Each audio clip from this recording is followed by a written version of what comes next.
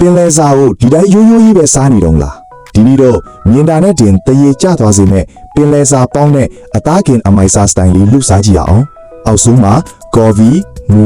မြက်နဲ့ကြာစံလေးတွေအရင်ခင်းမယ်ပြီးရင်ပစွန်ထုတ်ကြီးတွေနဲ့ဂုံးကောင်လေးတွေကိုတန်းစီပြီးတက်ရက်ရက်လေးထဲလိုက်မယ်နော်ဒီဟင်းပေးရဲ့အထက်ကတော့စီပူပူလေးနဲ့ချက်ထားတဲ့ဒီကြက်သွန်ဖြူငရုတ်သီး sauce လေးပါပဲအနက်လေးကတကယ်ကိုဆွဲဆောင်မှုရှိလိုက်တာပင်လယ်စာပေါင်းထဲထားတော့တစ်ဖက်မှာအသားကင်ဖို့ပြင်းကြမယ်ဝက်တုံးတသားကိုအရသာဝင်အောင်ပေးချနေမယ်အမဲသားနဲ့နနတီးတွဲကင်တာကချိုချင်းစိတ်အရသာလေးမို့လုံးဝစမ်းကြည့်တင်တယ်နော်ပြီးတော့ငိုအစာပြက်ရဲ့နနပင်ကိုဝက်ပေါင်ချောင်းနဲ့ပတ်ထားတဲ့အလိတ်လေးတွေရဲ့ပါကင်းလိုက်ဦးမယ်အချိုပဲအနေနဲ့ရေခဲအေးအေးလေးနဲ့လိုင်းချီဘယ်ရီဒီဖြော်ရည်လေးကိုကြိုလက်ထားလိုက်တယ်ကဲအခုဆိုရင်တော့ကျွန်တော်တို့ရဲ့ပင်လယ်စာပေါင်းကြီးကျက်ပါပြီဗျအယောင်အစင်းကောအနက်ပါလုံးဝရှယ်ပဲဝတ်တုံးတသားကွင်းစီတဖိဖိမြည်တာလေးမြင်ရတာအသေးရစရာလေးနော်ဆလရွက်လေးထဲမှာအသားကင်ရဲ့ sauce လေးရဲ့ထည့်ပြီးတလုံးတည်းအပြည့်ဆွဲလိုက်ရတာတကယ်ကိုထိမိခိုက်မိပါပဲဗျာကဲကြည်နေရင်ပိတ်စာသွားပြီမလား